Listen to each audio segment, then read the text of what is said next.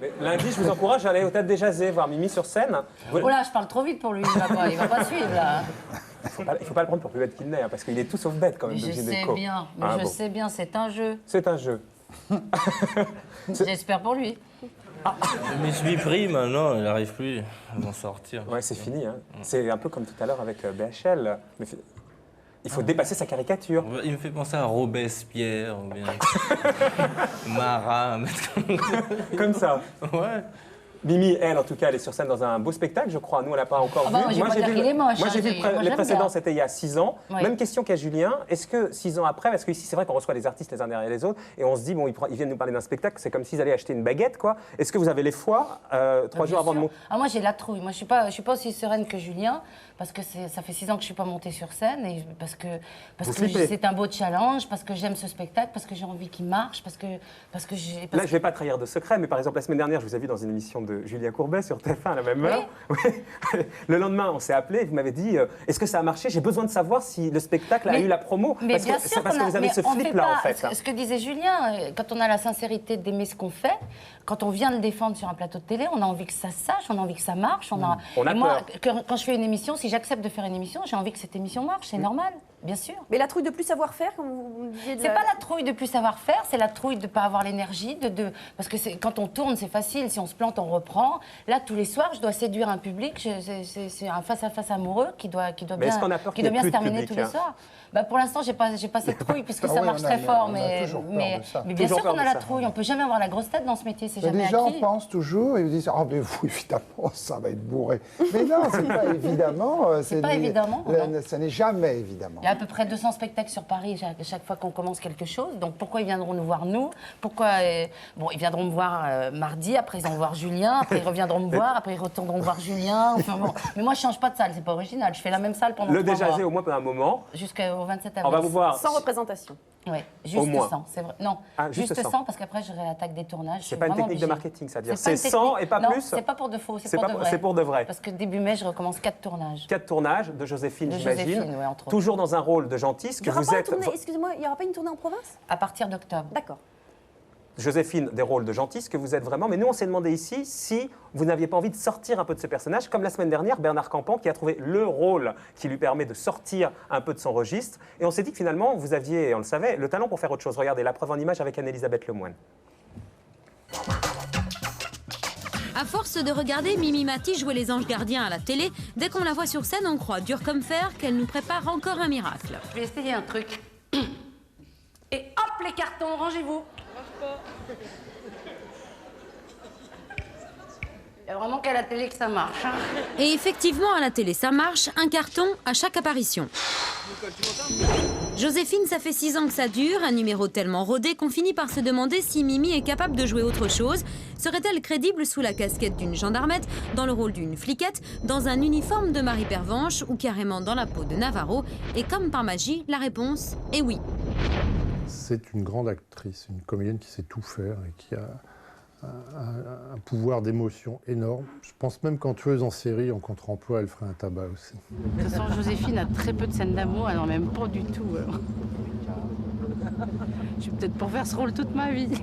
Mimi rêve de prendre le large, mais longtemps, les propositions intéressantes ont été rares. L'étiquette de comédienne de café-théâtre lui a collé à la peau, un ghetto parmi d'autres dans lequel elle a toujours refusé de se laisser enfermer. Il y a des propositions qui sont trop en référence à, je dirais, à sa spécificité physique, mais qui ne reposent que là-dessus. Elle, ça ne l'intéresse pas. D'être gay, je dirais, d'être mis dans le ghetto, comme ça ne l'intéresse absolument pas. Je dis, ça suffit maintenant. Et comme le rôle de ses rêves ne lui tombait pas du ciel, Mimi se l'est taillé sur mesure. C'est elle qui a imaginé et coécrit le scénario de Marie et Tom. Gros con d'ivrogne. Un téléfilm dans lequel elle joue une mère de famille et une femme amoureuse, avec à la clé une scène torride dans une piscine. On n'est jamais mieux servi que par soi-même. Elle a eu envie de se faire un rêve d'être une amoureuse hollywoodienne et c'est ce qu'on a essayé de faire. Un duo aquatique que des millions de téléspectateurs ont pu apprécier sur TF1. En revanche, on est beaucoup moins nombreux à avoir vu Mimi Mati, teinte en brune, amoureuse d'un poisson rouge et pas dans le genre commode. Oui, je sais. Il y a aussi autre chose que ton nombril sur cette terre, Elisa. Je te signale que le tien est à la bonne distance du sol. Simplement, à force de le voir se dandiner, ça donne juste envie de vomir. C'est l'anti-Joséphine et un premier rôle au cinéma que Mimi Mati attendait depuis longtemps. Elle est géniale, les journalistes ne se sont pas trompés. Hein. Je crois qu'en général, ils n'ont pas aimé le film, mais beaucoup ont dit allez le voir quand même pour Mimi Mati. Et tout de suite, les gens se sont dit, le réalisateur en tête, la production en tête, bon sang, quelle comédienne. À la folie.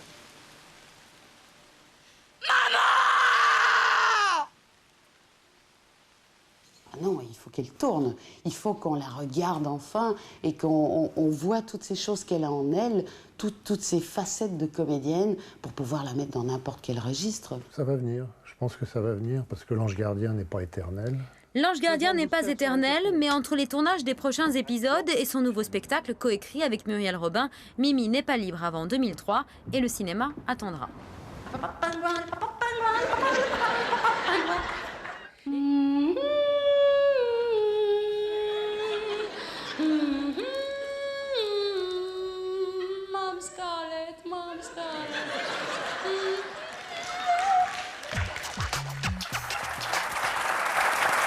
Vous répétez le spectacle en même temps, Mimi, pour voir si vous en souvenez.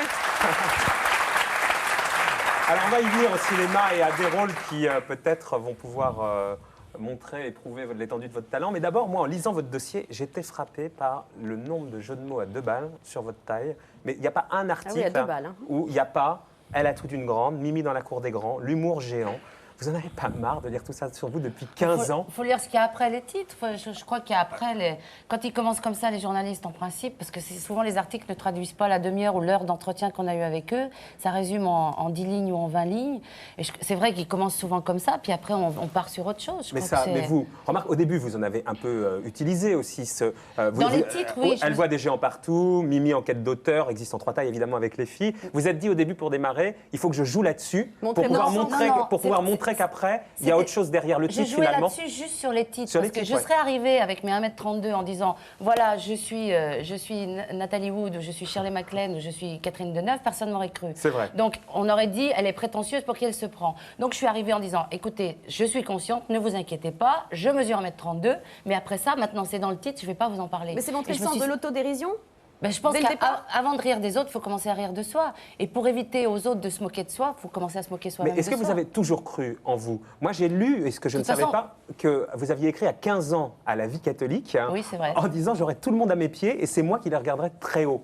Ça, c'est un article de gamine, mais c'est vrai que j'avais écrit à la Vie catholique. C'est le seul journal auquel étaient abonnés mes parents, donc j'aurais pu écrire à Libé, je ne sais pas si ce serait passé, mais c'est vrai qu'à un moment, de toute façon, quand on fait ce métier, on fait un métier de prétentieux. On fait un métier où on est forcément obligé de croire en soi, sinon on ne va pas sur une scène en se disant les gens vont payer pour venir nous voir. À 15 ans, vous ne faisiez pas ce métier et vous aviez déjà cette différence. J'avais envie de ce métier. Mais est-ce que vous avez toujours cru qu'avec cette différence, ça marcherait? C'est ça ma question. Non, j'ai jamais cru. J'ai pas cru. J'allais peut-être me ramasser. Quand je suis montée à Paris avec ma petite valise, j'avais pas du tout envie de faire ce qu'on proposait aux gens comme moi. Je voulais être Shirley MacLaine. Ouais. Donc faut être quand même un peu cinglé. Faut être tombé dans une bassine d'optimisme. Il y en a, c'est la potion magique. Moi, c'est l'optimisme. Mais on vous proposait quoi, par exemple? Mais on me proposait ce qu'on proposait aux gens comme moi. Moi, j'ai dit non, pas du tout. Moi, je suis une femme. Il se trouve que je suis un tout petit peu plus petite. Je suis blonde. C'est pas de ma faute. Bon, ben, on va faire avec. On va faire. Elle est vraie blonde. Elle, Ariane, c'est ça la différence. Non, mais je crois qu'il faut avoir une dose d'inconscience quand on fait ce métier. Il faut y croire soi-même, puis après prouver aux autres qu'ils ne se sont pas trompés. Je pense qu'il faut quand même avoir un tout petit peu de talent aussi, puis s'entourer des gens sur son chemin qu'on rencontre et qui peuvent, ce que disait Julien, quand il change de parolier, quand il change d'équipe, c'est parce qu'il a une évolution dans sa vie. Moi, j'ai eu la chance de rencontrer des gens qui ont accepté de travailler avec moi, peut-être parce que je leur apportais quelque chose aussi. Notamment Jean-Claude Camus, le producteur de Johnny. Jean-Claude Camus qui est venu me chercher quand j'étais à la Potinière il y a 15 ans. Et j'étais pas la Mimi que je suis maintenant, j'avais pas fait la nounou, j'avais pas fait les Joséphine. Mais est-ce que vous croyez que finalement cette taille, elle a été plutôt un plus? Parce que le Jean-Claude Camus en question... Ce qui est drôle maintenant, c'est qu'il y en a qui m'ont dit, vous avez de la chance d'être comme ça finalement. C'est ce que je vous demande. Est-ce que finalement vous pensez que c'était une chance? Parce que c'est presque un truc, on se dit, elle est tellement bien dans sa peau, Mimi Mati, et c'est une fille tellement dynamique, tellement généreuse, etc., que c'est presque devenu un outil de marketing, vous trouvez pas? Je sais pas, Pas par vous, mais ça fait peut-être du pas. bien aux gens qui me disent ça. Peut-être que vous qui me dites ça ou vous qui me dites ça, vous avez peut-être un problème avec vous-même que vous avez du mal à résoudre. Si vous Et saviez le les fait problèmes que qu'on moi a avec j'assume, nous-mêmes, c'est- le fait que moi j'assume mais à 1m32, bah, ça aide peut-être des gens qui ont des tout petits bobos au physique ou au cœur à assumer les leurs. Mais vous n'êtes pas dit, il faut que j'ai 2 fois plus de niaque. Ah, de toute façon, je suis obligée d'avoir du niaque. Fugain m'a dit, quand j'ai fait son école, Fugain m'a dit, tu peux pas être moyenne, tu seras forcément... Les gens ne te le rateront pas. Ils te rateront encore moins de quelqu'un qui mesure 1m60. Donc, il y a un moment, bah, j'essaye d'être au mieux de ce que je fais, comme Julien essaye d'être au mieux de ce qu'il fait. Mais c'est pas parce que je mesure 1m32, c'est parce que j'ai le respect du public, c'est parce que j'aime mon métier et c'est parce que j'essaye de m'apporter des choses en même temps que j'en apporte aux autres. Est-ce que c'est la réalité, vous n'en revenez toujours pas, en fait, d'où vous êtes arrivé? Parce qu'on se connaît, on ne va pas mentir ici, et vous êtes vachement fier d'être en photo chez vous à côté de Kirk Douglas, et vous avez bien raison. sûr. Vous êtes vachement fier d'être dans la bande des restos et d'être intégré là-dedans. Je me rappelle un jour, vous avez été à l'Élysée, quand vous avez serré la main de Chirac, mais alors c'était carrément le plus beau jour de votre vie. Et il vous a embrassé. Il m'embrasse, moi. On se connaît bien avec Jacques. Mais ça, c'est carrément aujourd'hui... Mais c'est génial, moi. mais c'est plus que d'avoir réussi dans la comédie, c'est le fait d'avoir, malgré tout ça, réussi. Malgré tout ça, réussi, oui, effectivement. d'accord. Et si ça peut aider des gens qui se sentent pas bien dans leur basket et qu'on... Moi, quand on vient me voir en me disant comment vous faites, moi je dis j'ai un rêve, j'ai des rêves, j'arrête pas d'avoir des rêves. Quand j'en réalise un, je passe à un autre. Et ce rêve, c'était de faire ce métier. Et j'ai plein d'autres rêves dans ce métier. J'ai envie de beaux rôles, ce qu'on disait dans le reportage qu'on a entendu là. J'ai envie de beaux rôles, j'ai envie que les réalisateurs aient de l'imagination. Et ça, aujourd'hui, c'est pas encore ça. Parce Mais que, ça va ah, venir. ça, vous êtes, de toute façon, vous êtes toutes les sûr de ça? femmes quand on entend les comédiennes de 40 ans ou de 50 ans parler, moi je suis dans la quarantaine, mais quand on entend les femmes parler, on dit il n'y a plus de rôle de femmes. C'est vrai qu'on écrit beaucoup plus pour les actrices Kleenex qu'on prend et qu'on met à la une de tous les journaux, puis on change d'actrice, on en prend une autre. Et aujourd'hui, quand on vous propose des rôles, c'est quoi? C'est des Pour rôles l'instant, ghetto, justement? Non, pas du tout. On m'en propose plus parce que je les ai tellement jetés, ceux qui m'en proposaient, que... Mais ça, c'était ça. À chaque fois que vous receviez un scénario, départ, oui, il y a c'était 15 ans, oui. c'était un scénario de quel genre, finalement? Bah, c'était pas, on va pas repartir dans les fous du roi d'Angélique, mais c'était forcément la rigolote comique qui arrive pas à attraper le truc qui est au 3e niveau. Vous marchez trop vite, attendez-moi. Non, Ah ouais, ça c'était m'intéresse quoi. pas, ça m'intéresse pas. Donc ça, vous recevez plus parce J'ai que la vous avez chance tout balancé. d'avoir écrit et d'avoir trouvé des gens pour écrire avec moi des spectacles. Donc en attendant, j'ai fait des spectacles. Après, on m'a proposé la nounou que j'ai. Enfin, c'est moi qui ai eu l'idée de la nounou, mais on a accepté de rentrer dans cette idée. Après, il y a eu les Joséphine. Et puis j'espère moi j'attends mon Thelma et Louise, j'attends mon Scarlett O'Hara, j'attends Ça, vous l'attendez, mon c'est la patient prochaine- anglais. c'est la prochaine Mais étape. bien sûr, mais je suis sûre que ça viendra. Est-ce que vos parents et vos sœurs ont été un peu inquiets quand vous avez intégré l'école de Fugain? Oh bah t'imagines, déjà quand un enfant de taille normale dit je vais faire ce métier, on dit ah, un saltimbanque, mon Dieu. Alors moi c'était mais elle est folle. En plus comme je leur disais, je leur disais vraiment que je voulais faire Shirley MacLaine comme métier. Ils se disaient non, elle a pas dû, faut qu'on rachète des miroirs dans la maison, elle a pas du tout voir. Mais oui, bien sûr ma chérie, t'es Shirley MacLaine. Qu'est-ce qu'on fait pour la petite? On fait quelque chose là? En tout cas, dans tous ces articles que j'ai pu lire sur vous, il y a un truc, on ne peut pas vous critiquer parce que ça fait politiquement incorrect. Vous avez conscience de ça. C'est comme si on critiquait une pièce d'Emmanuel Laborie, finalement, quoi. Oh bah ça je pense... Est-ce que vous avez conscience Si, de ça? parce que j'ai déjà eu des mauvaises critiques Le pour mes maximum de spectacles. critiques que j'ai pu lire, c'était dans Télérama, mais vraiment au maximum. Et Ah, pourtant, mais on pense bien que Télérama, ils bien n'aiment pas sûr. Joséphine. C'est les bons sentiments ne font pas forcément les bons téléfilms, mais qu'un peu de mièvrerie n'a jamais fait de mal à personne. Vous voyez, on a l'impression que avec vous, parce que vous êtes différents, ça vous prémunit finalement d'un certain nombre. Ce qu'il y a de bizarre avec ces journaux-là, parce qu'il Ouais. y a une catégorie de journaux qui ne m'aiment pas ou qui ne veut pas m'aimer parce que c'est Mais populaire. ils le parce disent pas. Ils le disent, mais en se rattrapant, en disant oui, mais en même temps, bon, ça fait pas de mal. Ouais. Mais j'aurais joué l'inverse, c'est-à-dire j'aurais joué de ma taille, j'en voudrais à la terre entière, je serais agressive avec tout le monde. Ils diraient ah ben oui, forcément, elle est agressive, elle est petite, elle ferait mieux de jouer des rôles de gentille. Donc c'est pas grave, ces journaux-là, c'est pas eux qui me remplissent les salles. Donc c'est pas grave, je continuerai à faire ce que j'aime, à faire ce que les gens aiment, tant que je serai en adéquation avec ça, et c'est pas grave pour ces journaux. Vous n'avez pas envie d'un bon gros rôle de garce, de méchante, parce que c'est vrai que vous êtes toujours très sympa, très attachante dans... Si, pourquoi pas. Avec une rédemption à la fin. Moi, j'aime bien les happy Toujours end. la happy end. Bruno, vous avez déjà vu un Joséphine? Oh là. Oui, j'ai vu qu'un extrait, j'ai vu quelques extraits, je me suis jamais vraiment penché sur le truc. Mais les enfants, vous en avez quand même pas mal. Ils doivent regarder Joséphine, non, vos enfants? Ils sont trop petits. Ah. Ils ont 3 ans, ils sont trop petits. Trop petits. C'est Et trop les extraits, ça vous compliqué pour branche? eux. Vous qui êtes spécialiste maintenant cinéma ici, et avec talent, on va le voir tout à l'heure, ça vous branche? Oh, vas-y, moi, j'aime pas ton bonnet. Tu peux dire que t'aimes pas mes films, hein. Non, ça me branche. Et... Pas vraiment. Ça m'excite. Ça vous excite? Ouais, ça m'exciterait de voir en À parler, poil. en voir un. J'aimerais bien. Entièrement. Oui. Mais Pour avoir un avis. c'est en vente libre à la télé, on peut le regarder. Hein, c'est un truc, c'est une télécommande, c'est assez facile. Le prochain, T'appuies je, sur, je le regarde. Le prochain. C'est sûr, en plus, il va le regarder le prochain parce qu'il est ça. Il va ben, voir on s'en reparlera. On s'en reparlera. Sur scène, c'est avec Muriel Robin et Pierre Palmade. Elle vous demandait si vous aimiez, si vous vouliez jouer le rôle d'une garce. Est-ce qu'en choisissant Pierre Palmade, c'était pour le précédent, Muriel Robin, c'est pour celui-là, des gens qui ont un humour, disons, un peu plus grinçant que le vôtre, qui est plus gentil, vous avez quand même envie de vous décaler sur scène? C'est pas me Ils sont un décaler. peu plus grinçants que vous. Cynique. On parle, Cynique, oui, ouais. on parle pas des. Là, dans ce spectacle, c'est vraiment mon spectacle de la maturité. Il n'y a pas que. Comme Comme la Rousseau, comme Bernard-Henri Lévy, mais alors la maturité, c'est pris pour tout le monde. Hein. Mais moi, je pense que je suis un tout petit peu plus mûre qu'elle. Que la Rousseau, Au que- niveau âge, je parle. Mais c'est vrai que j'avais envie de faire un spectacle de femmes. Et j'avais envie de dire certaines choses sur les hommes, sur ma vie, sur mes copines, sur tout, puisque c'est pas un spectacle de sketch. Ça fait longtemps que j'avais pas fait un spectacle d'un seul tenant. C'est une vraie pièce d'1h30, puisqu'il se passe quelque chose. Elle raconte une histoire, mais en même temps où elle déballe tous ses cartons, elle raconte sa vie et la vie d'une femme de 40 ans. Et c'est vrai que j'ai appelé Muriel, j'ai demandé à Muriel, je lui en avais parlé pendant la tournée des Enfoirés, justement. Il se passe plein de choses pendant cette tournée. J'ai vu Julien au réveil, enfin j'ai vu Muriel et tout. Mais c'est vrai que j'avais demandé à Muriel de rentrer dans mon univers.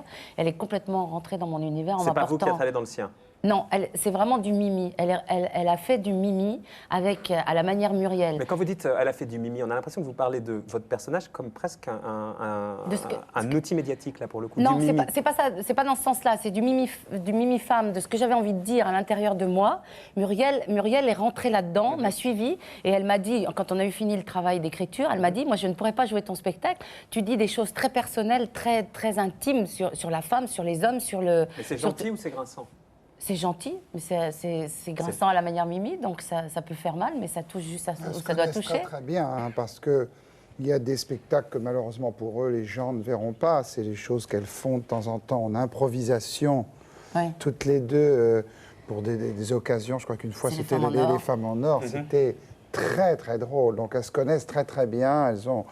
Elles pourraient C'est une même vraie faire un complicité. spectacle à deux, d'ailleurs. Ah, parce ça que serait elles se- réussi. Ça se fera peut-être un jour, pourquoi pas. Mais pour conclure sur tout ce qu'on s'est dit, on a l'impression dans tout ce que vous dites que finalement aujourd'hui Mimi c'est presque une marque. Hein. Cette Mimi-là, et qu'il y aura peut-être une Mimi d'après, l'autre. Mais est-ce qu'aujourd'hui Mimi finalement vous avez réussi à en faire une marque? Hein, c'est l'impression que ça donne. Je sais pas.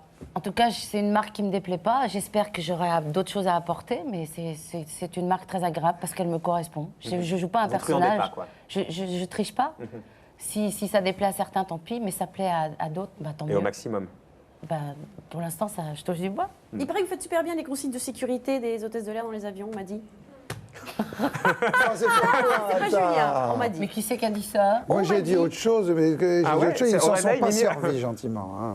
Je sais pas. C'est quoi? C'est comment on peut me faire une petite démonstration? Ah non, il me faut l'avion. Donc si vous allez me chercher un avion, je vais le faire. Non, pour l'avion, ça va pas être. Ça va pas être possible. va pas Non, être bah, possible. on répétera une prochaine fois. Vous me ferez venir en avion, je vous le ferai. D'accord.